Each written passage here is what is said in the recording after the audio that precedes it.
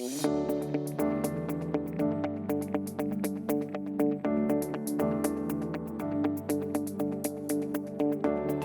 name is Chris-Beth, and I'm the host of BizGrams and the founder of Empowered for X. Each weekday, I have the privilege of bringing to you awesome entrepreneurs who are doing amazing things. And today I have Lara Desir, Daisy, Daisy from Daisy Immigrations, and she is an immigration consultant helping people, come to Canada and build their wonderful lives here, the land of opportunity. That's what my grandfather told me before I came here so many years ago. So Lara, pleasure to have you on the show today. Tell us a little bit about yourself. Thank you, Chris. So my name is Lara Desir, as you guys know, even if it's spelled almost like desire. So my background initially was in weight loss, and I'm a mom of three, but I recently had a baby. He's only 3 months old, and in general, so that's why I started out in weight loss.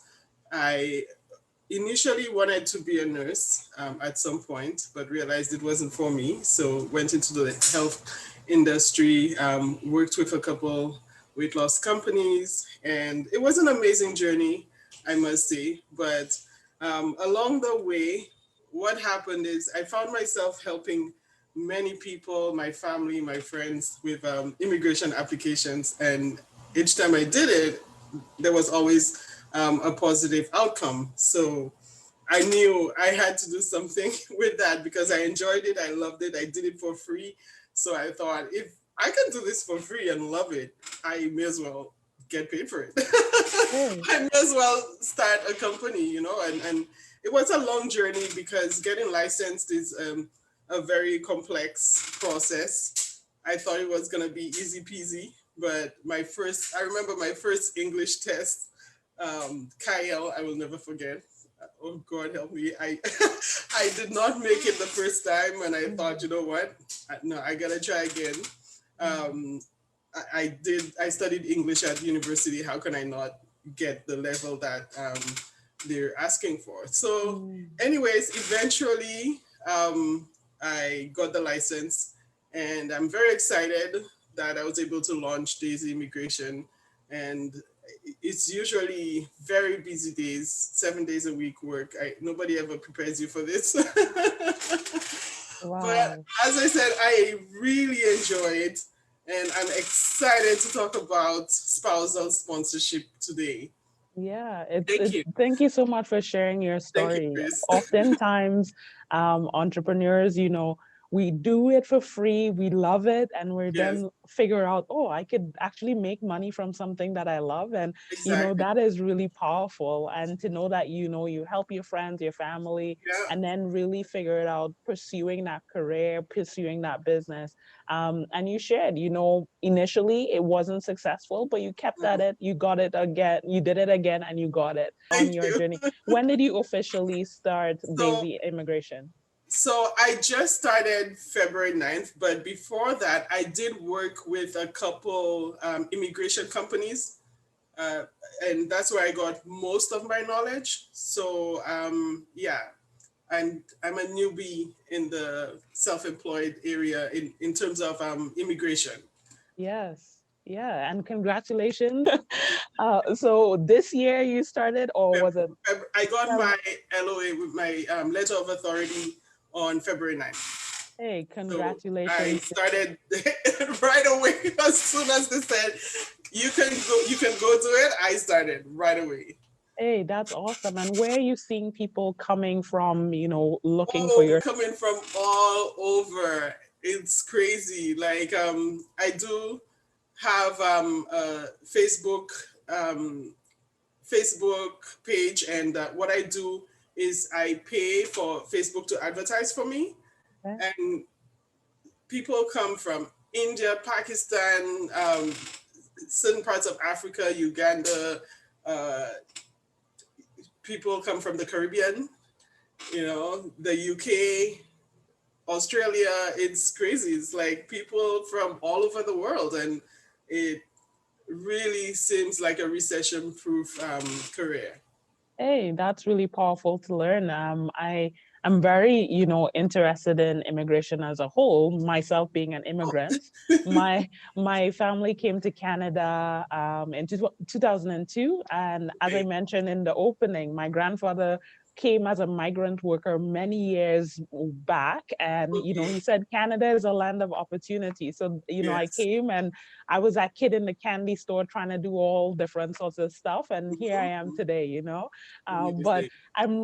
it's really powerful, for people that are looking to make some transition or change in their life and being able to find a trusted person like yourself, because there are so many scammers out there who oftentimes, overprice or take people's money and disappear, all different things like that. I've heard the horror stories. So Yeah. tell us, Lara, working with you, what is it like? What does that experience look like? I'm a very real person.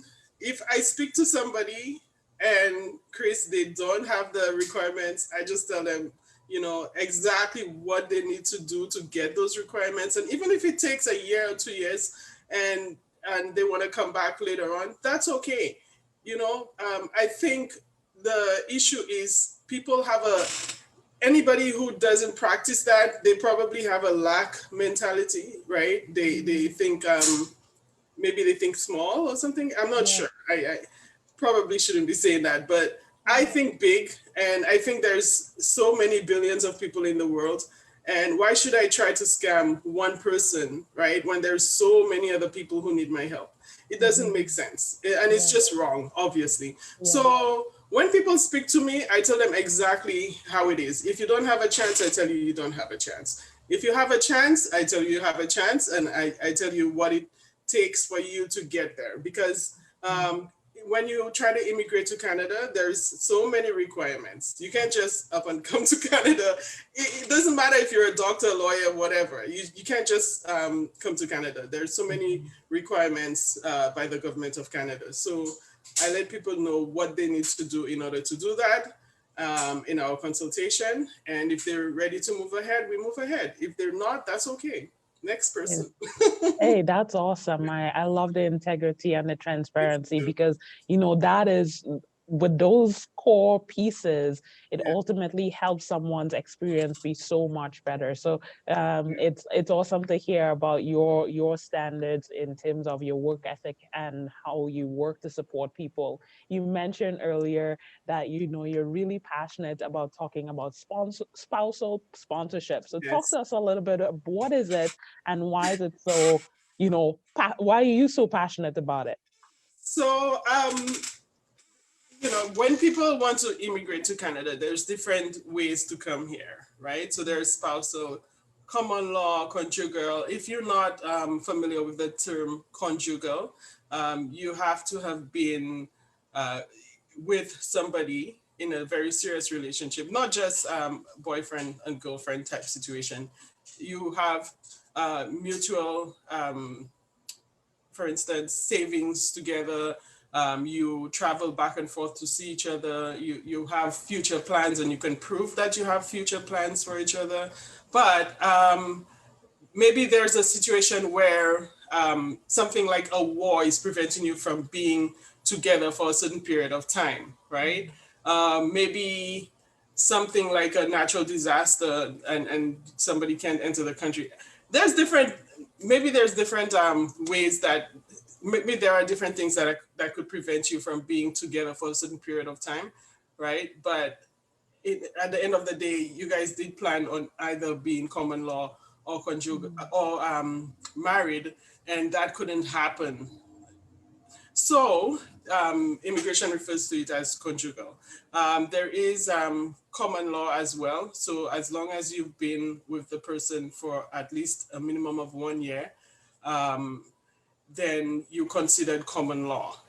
And of course, marriage. If you're the person's spouse, you got married.